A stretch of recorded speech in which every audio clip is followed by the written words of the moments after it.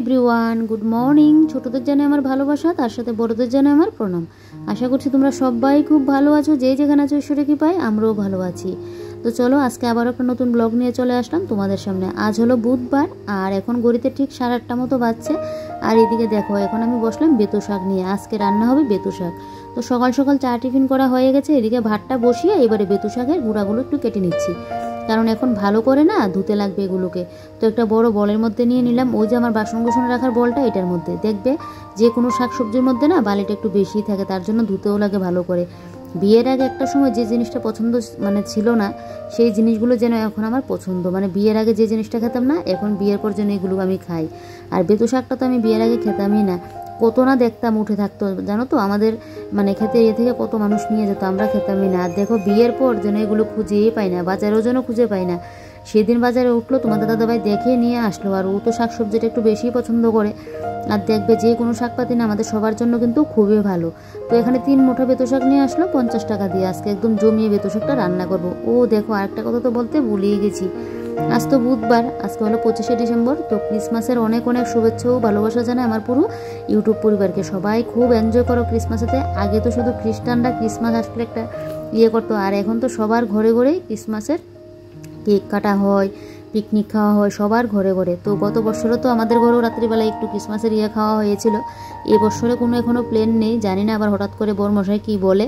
আমি তো কতদিন আগে বলেছিল, আমি বলেছি না এখন লাগবে না, ওই যে 31 গিয়ে কোনো কিছু একটা করা যাবে, আজকের দিনে কোনো কিছু লাগবে না। আগে তো বড়দিনের মধ্যে না আমি ঘরে কেকও বানিয়ে নিতাম, এরকমটা করতাম। তো যাই হোক, এই 2 বছর ধরে আর এটা করছি না, তবে খাওয়া হয়েছিল গত বছর এরকম 25শে ডিসেম্বরের দিন।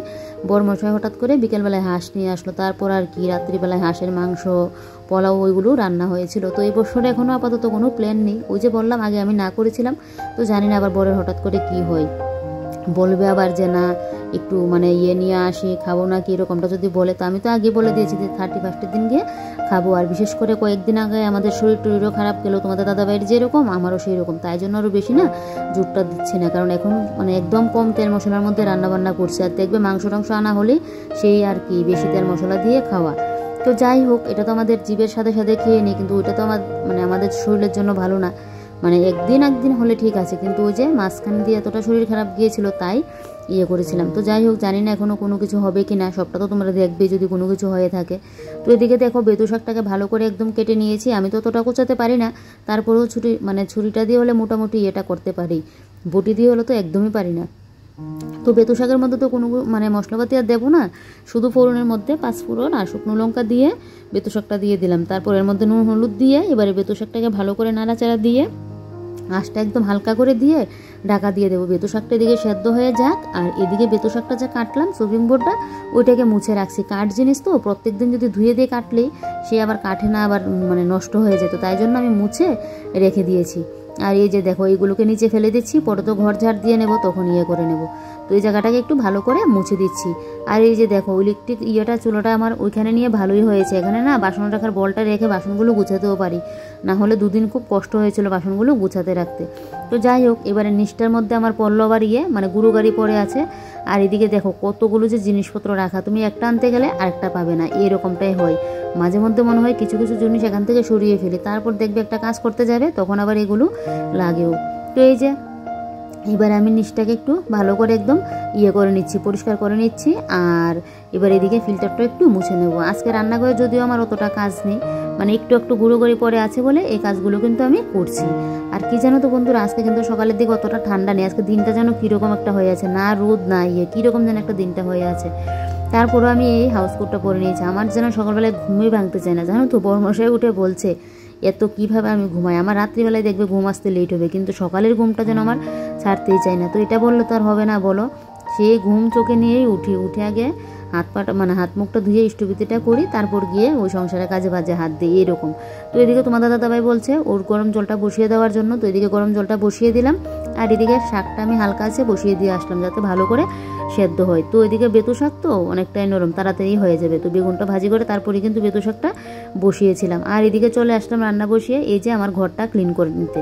তো এদিকে খাটের স্ট্যান্ড টেনগুলো না ওই সেদিন যে আমার ঘরের টিনগুলো পরিষ্কার করেছিলাম এক সাইডের, তখন গিয়ে মুছেছিলাম। তো বেশ হয়ে গেল কয়েকদিন, এগুলো আর পরিষ্কার করা হচ্ছে না। তো তাই ভাবলাম যে না এগুলোকে একটু মোছামাছি করে পরিষ্কার করে দিই। আর দেখো টিনগুলো সেদিন পরিষ্কার করাতে কতটা ভালো লাগছিল। তো এগুলো করেই তো আমাদের দুজনের একদম সেই শরীর খারাপ। তো এগুলো করাতে তো আর মানে আমার যে পেটের খারাপ বলো আর গ্যাসগুলো এটার জন্য তো আর হয়নি। তারপরেও বলছি মানে এগুলো করলাম তারপরেই তো আরেকদিন ভাবছি আরেকটা সাইড ধরবো, তাহলে না শেষ হয়ে যাবে। কারণ একটা সাইড একদম পরিষ্কারই আছে, এই সাইডটাই বেশি নোংরা হয়েছিল ময়লা।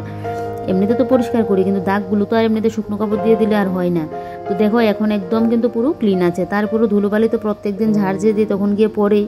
তো তাই জন্য আমি কিন্তু একটু মুছে মুছে এভাবে রাখি। তো এই সাইডে টিনগুলো মুছলাম। তারপর মশারি তো এখন প্রত্যেক দিন মানে টাঙিয়ে ঘুমোতে হয়। কেন বলো তো গরমকাল আসলে তো পাখা চালানো থাকে, মশার কাছে গেছতে পারে না। আর তখন মশারি টাঙিয়ে ঘুমালে যেন মানে ঠিকঠাক হাওয়াটাও লাগে না। আমার তো এরকমটা হয়, ঘুমই আসে না মশারি টাঙালে। আর শীতকালে কী বলো তো মশারি টাঙাতে হয়, তখন যেন মশার উপদ্রবটাও বেড়ে যায়।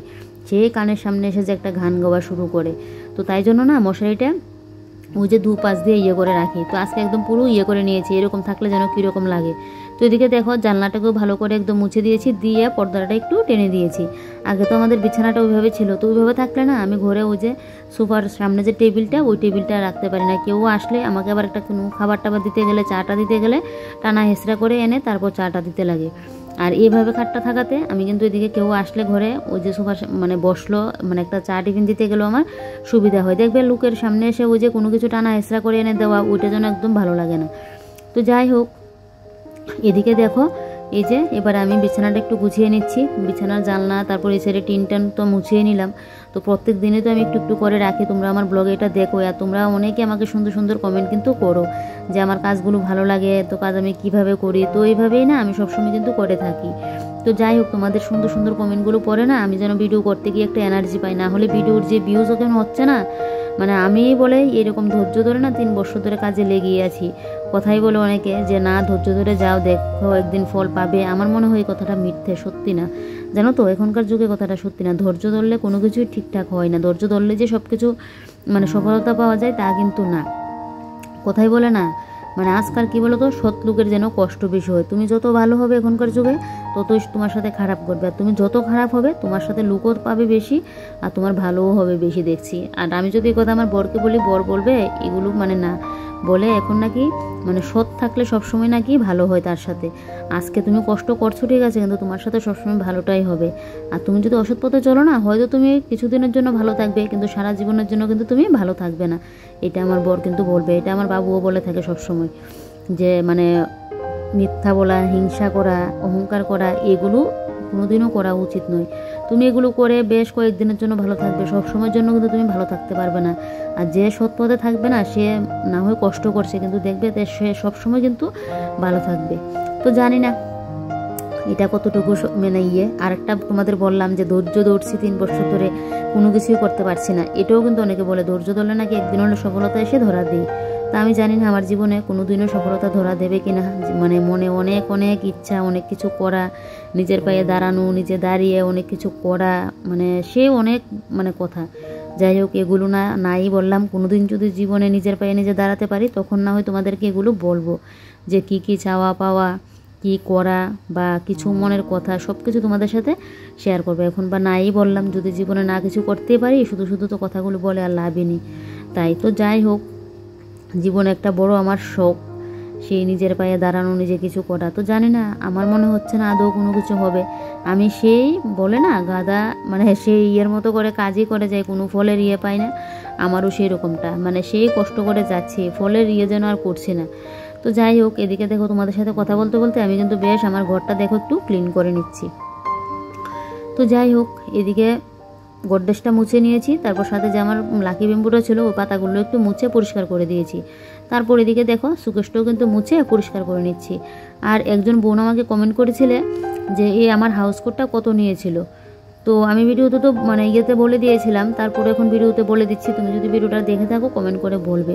আমার না ঠিকঠাক খেয়াল নেই, কারণ আমি তো 1 বছর আগে কিনেছিলাম এই হাউস কোটটা। সেই মনে হচ্ছে আমার 500-র মধ্যে কি হবে, আমার ঠিকঠাক খেয়াল নেই।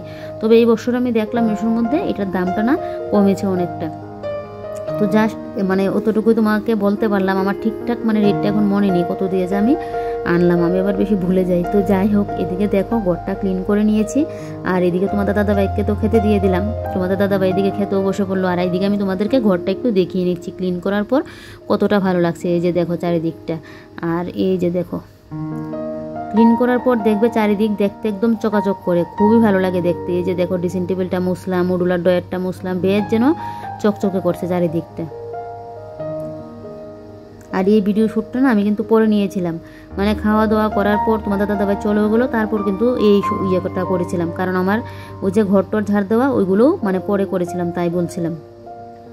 অর্ধেক মানে সুকেশটা মুছলাম, এমনিতে তোমাদের দাদাভাই স্নান করে চলে আসলো, তারপর গিয়ে তোমাদের দাদাভাইকে খেতে দিলাম, ও চলে গেল, তারপর গিয়ে এই ঘরের ভিডিও শ্যুটটা করলাম আর ঘরটা ঝাড় দিলাম। তারপর এদিকে ওই ঘর দর গুছিয়ে এদিকে তো রান্না করে চলে আসলাম। তো আমার রান্নাবান্নাও কমপ্লিট, শুধু ডিমের ঝোল করেছি, এটা তো শেয়ার করার মতো কোনো কিছু নেই, তাই আর শেয়ার করলাম না, শুধু দুপুরের জন্যই করলাম।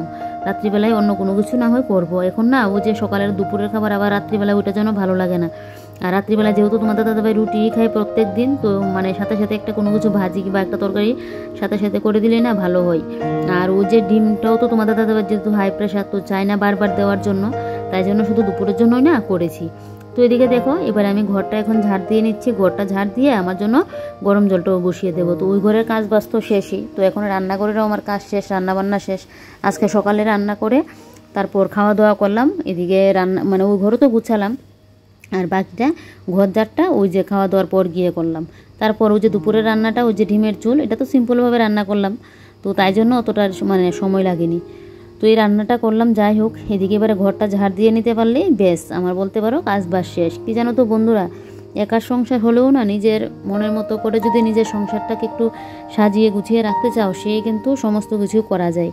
কী বলতো, একটু যদি আমরা ঘুম থেকে উঠে ভেবেচিন্তে নিই যে আজকে কোন কাজটা আগে করব কোন কাজটা পরে করব, তাহলে দেখবে অনেকটা কিন্তু সুবিধা হয়। আর মাথায় যদি বুদ্ধি না করে এইভাবে এই কাজ করছি তারপর একটু বসে রইলাম আবার এই কাজ করব, তাহলে দেখবে সারা দিনেও কিন্তু কাজ শেষ করা যায় না। তো যাই হোক এদিকে দেখো রান্নাঘরটাও তো ক্লিন করে নিয়েছি, এবারে দেখো রান্নাঘরটা আমার কতটা ভালো লাগছে দেখতে। তো ক্লিন বলতে কি, রান্নাঘরটার পুরো ঘর মুছিনি, শুধু ঘরটা ঝাড় দিলাম, গ্যাসের জায়গাটা মুছলাম, অতটুকুই। তো এই যে দেখো পুরো রান্নাঘর আমার একদম মানে পরিষ্কার হয়ে আছে, এদিকে ওই ঘরও পরিষ্কার, রান্নাঘরও পরিষ্কার। তো চলো এদিকে তো গরম জলটা বসিয়ে দিলাম, তারপর গরম জলটা নিয়ে চলে গেলাম স্নান করতে, এসে বাসন কোটা মেজে এদিকে দেখো আমি কিন্তু এখন পুজোটুও দিয়ে নিচ্ছি। সারাদিনে যখন এই যে এই মুহূর্তটা যেন আমার একটা মানে ভালো মুহূর্ত, সারাদিনের কাজ বাজ শেষ করে যখন এসে পুজোটা দিই, ঠাকুরের কাছে বসতে পারি, নিজের মনের কথাগুলো জানাতে পারি, তখন যেন বেশ ভালো লাগে।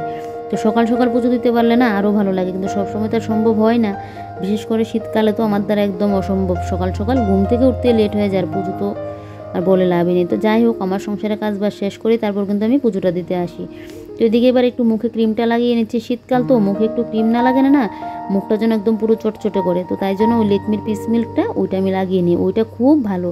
আমি বিয়ের পর থেকে না এই ক্রিমটাই কিন্তু লাগাচ্ছি, খুবই ভালো জানো তো, এতটা ভালো। তো যাই হোক এদিকে মুখে ক্রিমটা লাগিয়ে এবার আমি যে ওই লিকুইড সিঁদুরটা পরে নিই, এই সিঁদুরটা পরে নেব। আর এদিকে চুলটা কেন খুললাম বলো তো, আমি কিন্তু পরে সিঁদুরটা মানে যখন বয়সটা দিচ্ছি ভিডিওর, তখন ভিডিওটা দেখে মনে হলো আরে চুল খোলার এক অবস্থায় তো সিঁদুরটা পরতে নেই, আমাকে একজন বলেছিল। তো আজকে না ভুলে গেছি, না হলে কিন্তু চুলটা বেঁধে আমি সিঁদুরটা পরি, ওই যে মাঝখানে সীতাটার জন্য ওই আমি চুলটা একটু খুললাম। তো যাই হোক এদিকে দেখো সিঁদুরটা পরে এবার বাইরে চলে আসলাম, কারণ যা পরিমাণে চুল পড়ছে এখন বাইরে মানে ঘরে দাঁড়িয়ে যদি চুলটা আশ্রয় না ঘর পুরো ভরে যাবে, তো তাই জন্য বাইরে আমি চুলটা আশ্রিয়ে নিয়েছি। এবারে দেখো জলটা এখন খাবো, কারণ আজকে স্নানে যাওয়ার আগে প্রত্যেকদিন জলটা খেয়ে যাই, তো আজকে স্নানে যাওয়ার আগে জলটা আর খাওয়া হয়নি, তো তাই জন্য এখন জলটা খাচ্ছি, জলটা খেয়ে তারপর একটু রেস্ট করব, মোবাইলের কাজ করব, বেশ অতটুকুই। তো যাই হোক চলো আজকের ব্লগটা এখানে শেষ করছি। আমার আজকে সারাদিনের ব্লগটা তোমাদের কীরকম লাগলো কমেন্ট করে জানাতে ভুলবে না। তোমরা সবাই ভালো থেকো, সুস্থ থেকো, সাবধানে থেকো, পারলে ভিডিওটা একটু শেয়ার করে দিও। বাই।